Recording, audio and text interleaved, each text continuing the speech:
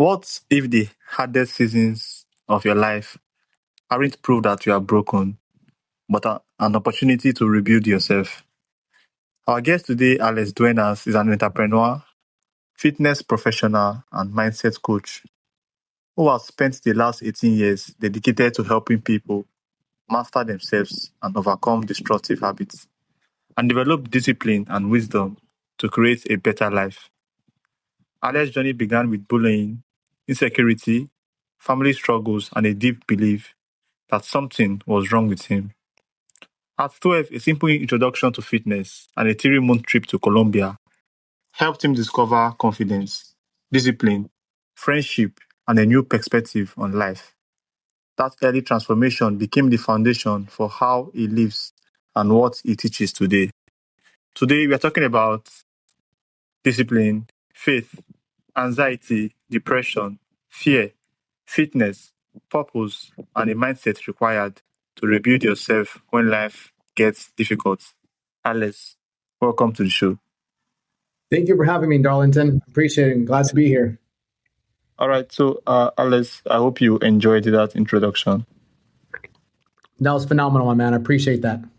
Okay, so take us back to where your story really began.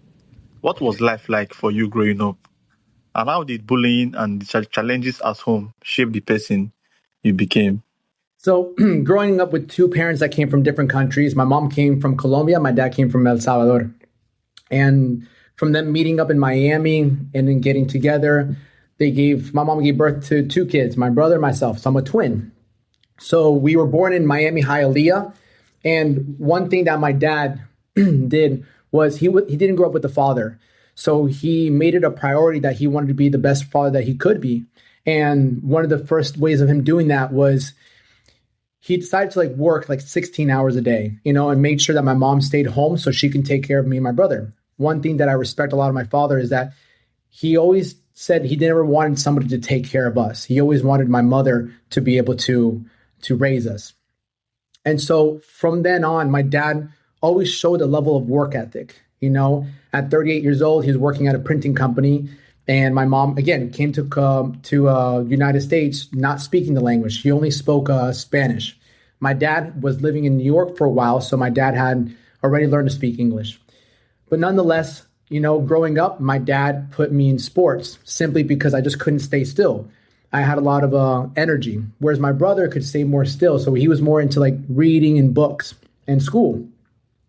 And so my dad just really wanted to be there. He really wanted to give me a life that he never had growing up since he didn't have a father. And so putting me in baseball, he coached me a lot. And it was a double-edged sword because my father really wanted to make me a better player. And he would push me when we were doing practice, and then he would make me practice even more. With that came a level of discipline, but also with that came a level of perfectionism, I believe, because my dad always wanted me to be better, be better, be better. And with that, it created in me to always strive to be better in whatever I'm doing. But at the same time, because my father worked so many hours, my dad had a temper on him. He didn't get much sleep and he didn't really know how to cope with that stress. So sometimes my dad would yell at us. My dad would hit us, but that's a Hispanic thing. And so that really molded me to kind of live in fear in my own house. But that's how things started when I started to grow up. All right. Thank you so much, Alex. So you were only 12 when fitness first entered your life. What was it about that experience that made you realize I can actually change myself? Well, up to that point, 12 years old, the only things I did was I went to school, I played baseball, and that's it. I went home and that's it. I was school, baseball, home, school, baseball, home. So and then growing up, getting bullied at school in elementary school, I remember the kids running after me. I remember them just being mean to me, and simply because I was just a smaller kid, skinnier kid. And that really having fear at my house, right? My dad and my mom, they loved me, but my dad, I was always afraid of my dad. I respected him, but I was always afraid of my dad. And then going to school, getting bullied, I was also afraid of people in there. So I kind of lived in this constant fear. When I played baseball, it was kind of the only time I really felt like things were going well. And so I remember when I was 6 years old, I actually like that was the first time I ever watched like porn.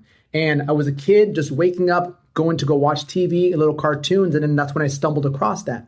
From there, I always wanted to have like a girlfriend. But because I lacked confidence, I was really insecure, I was never able to like have a girlfriend, even at that age. And so then one day while I was playing baseball, this teammate of mine, his name was Chris, was talking to this really cute girl. And I'll never forget, he looked different than me. He looked like he worked out.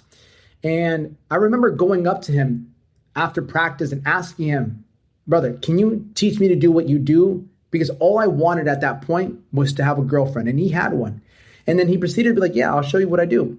And then a couple of days later, I went to his house and he taught me how to do push-ups, sit-ups, and bicep curls. And that was like the first time someone taught me how to actually work out.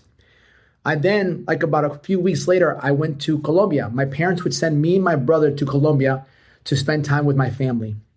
My grandma, my aunt, my uncles, my cousins. And so when I went to Colombia, my house at home in Loxahatchee, where we moved to, was more of a dictatorship. It was either my dad's way or the highway. And so when I went to my grandma's house, it was much more about love. There was so much love from my cousins, my aunts, my grandma, my grandpa. So it was a different environment. On top of that, when I went there, when we played with the kids on the streets, none of them were picking on me. None of them were bullying me. And matter of fact, it was the complete opposite. They wanted to be my friend. They're like, who are you? Tell us about America. So it was a complete different experience when I went to Colombia versus being back here in the States. And when I got to Colombia, I bought myself a piece of equipment called the Perfect Push-Up. And with it came, I truly believe the reason what's helped me stay consistent for so long. And it was this 90-day calendar. And on it, it just told me everything I needed to do for the next 90 days. And that's how long I was staying in Colombia for. So every single night, while my grandma watched her little novelas, I would pull out this calendar and I would look at what I had to do and I would start to work out. And that became my little like self-improvement time. And that's when I really started to fall in love with the fact that, wow, this makes me feel good. I can see the changes in the mirror. I can see the changes in the way I feel. And that's what made me want to continue doing it. All right, Alex, thank you so much. So you have said that your trip to Colombia completely changed your view of life. What happened during those 3 months that gave you confidence and hope? Well, during those 3 months, I just started to follow the routine. I started to work out every single night. And about a month after working out, like I started to see results. I started to see results. I started to wear tank tops. Even though I was 12 years old, I'd maybe gained 1 pound of muscle in that one little month. It was enough for me to feel good about myself. And when I was playing in the streets with the different kids, one of them asked me, it's like, bro, like I can see that you're changing. What are you doing? And I'm like, bro, come over. So I invited him over to my grandma's house and I started to teach him how to do the perfect push-up. And from there, like that, I would say that's the first person I've ever trained in my life. And from there, like I started to get attention from girls. I started to really communicate with them and I felt good. They wanted to talk to me. So like that experience of being there and the love that I felt at my grandma's house was completely different than what I felt with my mom and my father. So when I came back, I was just not the same person anymore. I was not the same boy anymore. I came back feeling good about myself. I came back being more social, more confident, more energy. I looked at life not from a negative perspective. I looked at life from such a positive perspective because I was shown a different way to live. All right. I wish I can take that trip to Colombia. So Right. you have spent the last 18 years working consistently beyond just going to the gym. What has discipline become for you? Well, beautiful question. Discipline has allowed me to almost see more into the future. And what I mean by that, it's like discipline is like, I know if I put in the effort right now, it's not instant gratification, but I know it's delayed. I know if I do the hard thing now, I'm going to get rewarded later on. And so I applied that with even business. I applied that with building my own personal training business, because being obviously like a personal trainer or a coach is like, it's not just about like me working out, the discipline of speaking to people, the discipline to keep people in line, hold them accountable. So that discipline really has evolved or has flown into different parts of my life, like business. And that level of discipline also helped me honestly not go too into drugs or alcohol, because I started to drink when I was 25. I never really drank up to that point in my life because I never saw the value in drinking. I did smoke a lot of weed for sure from like 16, 17, 18, 19, 20, because it didn't really hinder me like what alcohol would do to people. But even that, I came to a stop with that because I wanted to be a better leader. So discipline, the ability to work out, and that discipline that developed from working out and nutrition, anytime I wanted to stop drinking, anytime I wanted to stop smoking, I was able to apply the same discipline that I gained through my nutrition, through my training into that area. Okay, I want to stop this. So I know when I get tempted, I'm not going to do it. I have the discipline to say no to it. And so that discipline helped me stay away and not get myself lost into drugs or alcohol. Wonderful, wonderful, Alex. I know you believe we can use pain and suffering to move from a path of destruction to a path of rebuilding. But sometimes, when you are in your pain and suffering, there's almost no clear path for you to a path of transformation.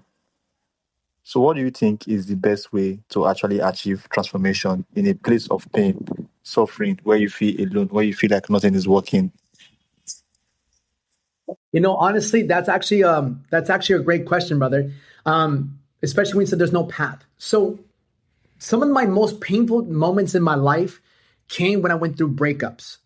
I never really had the best example growing up of relationships. I had my first two breakups when I was like around 15 and 16. And even though I was young, it still made a big impact in my life because I got emotionally attached to somebody and then they left me. And then I got emotionally attached to another woman and then she left me. So, and then at that point, I had been working out for about 3 years. I've been doing boxing, so I know what it's like to get punched in the face. And I'll never forget one of the most hurtful breakups when I was like 16 years old. I remember like sleeping in my bed and crying my eyes out because this woman left me. And I'll never forget telling myself, like, I'd rather get punched in the face 100 times than feel this pain. And I believe that I went to my father and I asked him, like, Dad, like, what do I do when it comes to women? And he's like, Alex, you always want to have like 2 or 3 women in your life, which is horrible advice. And that caused me a lot of pain too, because I started to just bounce around and I had a lot of emotional pain within me, and it only made me hurt other people. So, whenever I was going through those painful moments and I don't know what to do, what I've learned to do is I tell myself this. I'm like, okay, I know if I drink, I know if I go towards drugs, I know if I go towards any of those things, they're not going to give me a solution. They're only going to make things worse. And so I tell myself, I'm like, if I can just remind myself that it's all happening for me, if I can remind myself that it's all part of my journey, and to stay focused on the things that make me feel better, which is working out, eating, staying in my faith, I will somehow get stronger because of what I'm going through. And that is the perception that I've been able to get myself to look at anytime I'm going through pain, because pain is the catalyst to change. And so when I'm going through pain, everything in my body is telling me to do the things that relieves the pain. But what helps me relieve the pain is going to be my training. It's going to be my scripture. And it's going to be just knowing that I'm not going towards the path of destruction. Okay. So for someone struggling with anxiety, actually, I do struggle with anxiety and depression or destructive habits. Where do you believe they should begin? So if you're struggling with anxiety and depression, this is what I've learned to myself. Whenever I've dealt with anxiety or any type of depression, number one, it's like not having a clear purpose. Because when you don't have a purpose, when you don't feel like you're working towards something, it's very easy to get anxious about what's going to happen. And so in my life, whenever I didn't have anxiety, it's because I had something that I'm working towards. I know where I want to go. I have clarity on where I want to go and who I want to be. The times that I've had anxiety are the times where I wasn't doing what I was supposed to be doing. Either I don't have a clear exact reason of where I want to go, what the path looks like. And so then all I'm doing is worried about what the future is going to be like because I have no clear destination. And when you have no clear destination, a man who has no purpose chases pleasure. So whether it was chasing porn, whether it was chasing women, whether it was chasing alcohol, whether it was even chasing procrastination. Because whenever I procrastinated, an hour later, I'm like, damn, bro, I should have done this. And now I get on my ass about like, damn, you weren't productive. You weren't doing this. And I start to get anxious. And so I always do my best to make sure I have a purpose. I know where I'm going.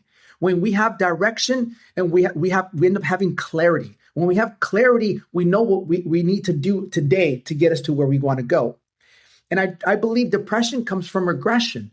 Whenever we're not making progress, physically, financially, relationship, or even spiritually, we feel like we're regressing in life. And so we feel like we're not getting any better. Another thing I feel like depression can come from is just looking too much at the past and feeling like the past, like the present is not as good as it was.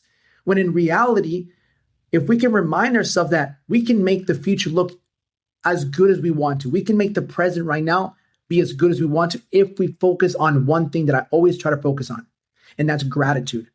Brother, I'll sit here and I'll be like, I got legs. I got 2 arms. I have a roof over my head. Like my mom's alive. My dad's alive. My brother's alive. My dog is alive. I have water. Like I have food in the fridge. Like I can smile. I can do things. I'm good. Like look how beautiful, look how many amazing things you have. I'm so thankful for this. I'm so thankful for my girlfriend. I'm so thankful for this. Like I just start to say, thank you, thank you, thank you, thank you. And so gratitude just makes you realize how abundant you really are. And it reminds me, man, I have so much. I have so much. Because when we start to get anxious or depressed, we start to look at what we don't have. And when we look at what we don't have, that's where these feelings come about. And then I would say what's helped me stay out of depression and anxiety, which I get into at times, is having structure. Every time I get that workout in, it can be on the floors. There's times where I'm like, Alex, go hit 25 burpees. Then do another 25 or go do push-ups. Alex, there's not too long ago, about a month ago, I was dealing with a lot of stress with business, with where am I going, what's going on. I picked up my phone. Actually, I dropped my phone. I put some shorts on, put my running shoes on, and I just ran. I just went outside, didn't bring my phone, didn't bring no music. I'm like, I need to run or I'm going to go crazy. So I ran like 4 miles. And then by the time I got back home, it's like a weight has been lifted off my back because I raised my level of frequency. I felt better about myself. I just felt good. And when I feel good, I can think better. When we don't feel so good, we start to think of more negative thoughts, more negative things. What if this happened? What if this doesn't work? Why are things not working? So how we feel has a massive effect on how we start to think. And how we start to think has a massive effect on how we're going to continue feeling. So in that moment, when I start to feel my energy go low, when I start to think about all these negative thoughts, I remind myself, yo, stop, go do something. Go raise your heart rate. Get yourself back up to that state of frequency. Build more positivity. So I do something that makes me feel better about myself. And next thing I know, nothing around me changed. But because I changed, the things around me changed. All right. Thank you so much, Alex. So for some, you talk a lot about confidence, discipline, and wisdom. Which one should someone develop first and why? I think the first thing that you need to develop in that sense is just pride within yourself, feeling proud of yourself, because that leads to everything else.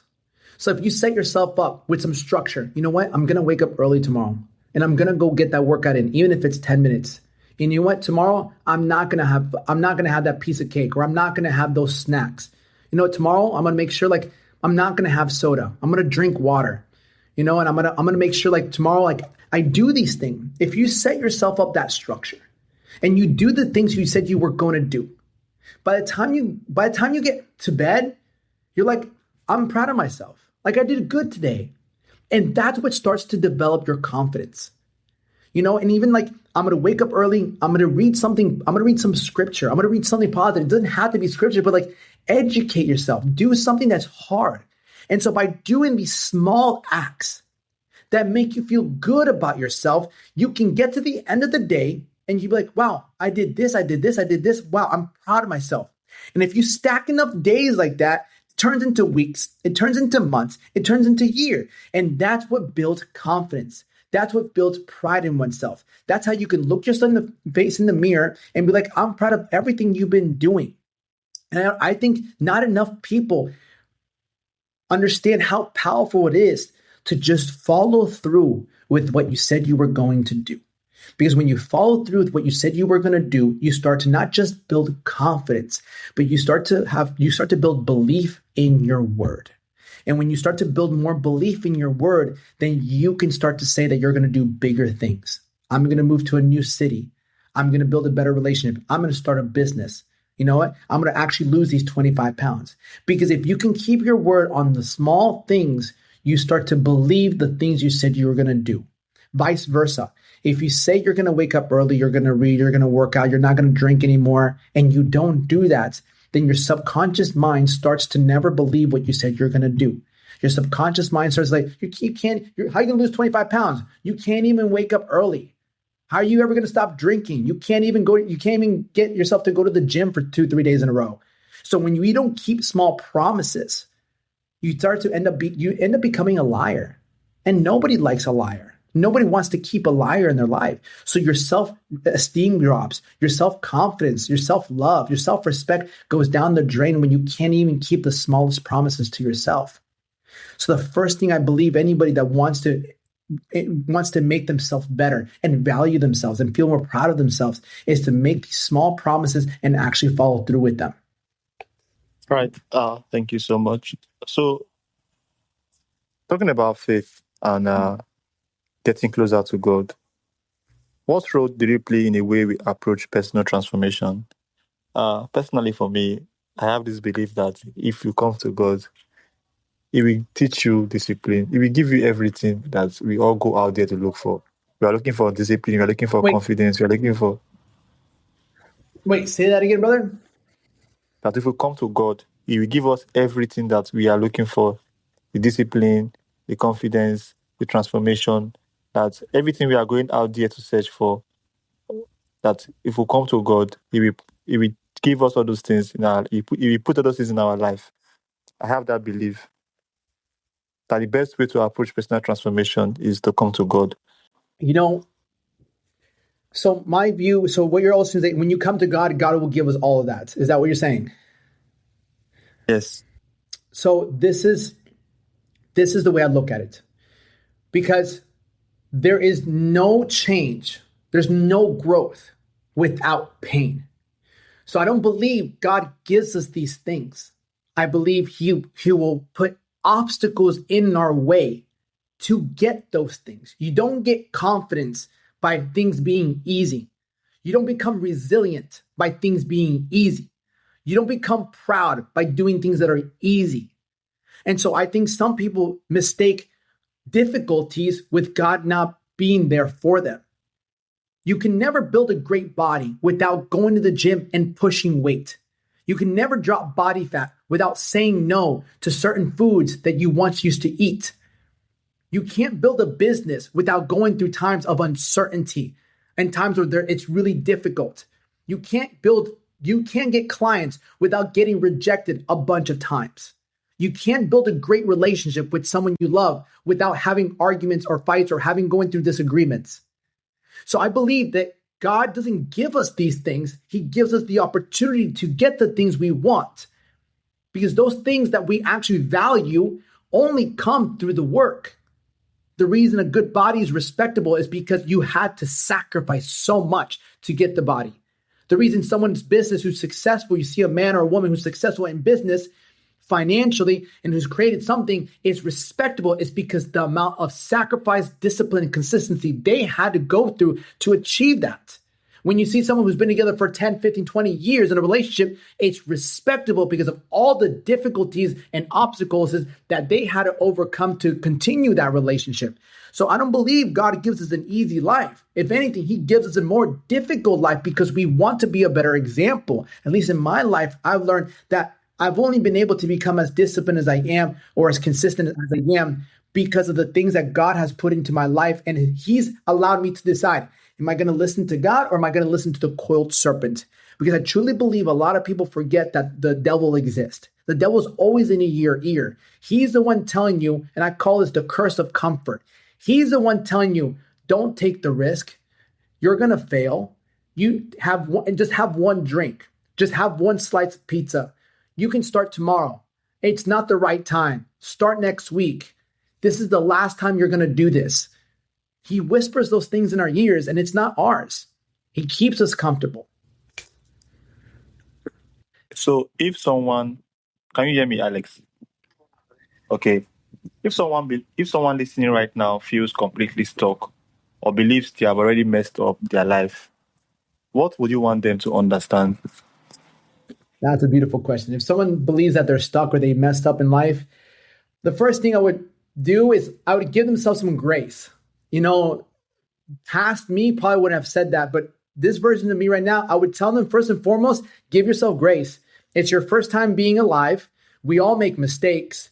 And understand that if you're still alive, God isn't finished with you, right? If you still woke up, you have a beating heart, you have air in your lungs, you're not done yet. Your purpose in here is not finished yet. So that's the first thing, because beating yourself up is not going to make anything better. Life's already doing that. So that's the first thing I would do. Give yourself grace. Turn to understand that you're okay. Like you're okay. And that would turn to gratitude. And that's another thing. It's mental, it's mindset. I would turn to gratitude because when you start to become grateful for what you do have, it's the law of gratitude. When you start to be grateful for what you have, you start to act in a level of abundance, right? The law of gratitude, it works out when you start to say, thank you for this, thank you for this. What you're ultimately saying vibration wise is if I give you $10, you'll be all right, thank you so much. Like I'm giving you, so you're saying thank you because you're receiving something. So whenever you're saying thank you for what you already have, you're putting yourself in a position of receiving. And so now you're receiving from the world.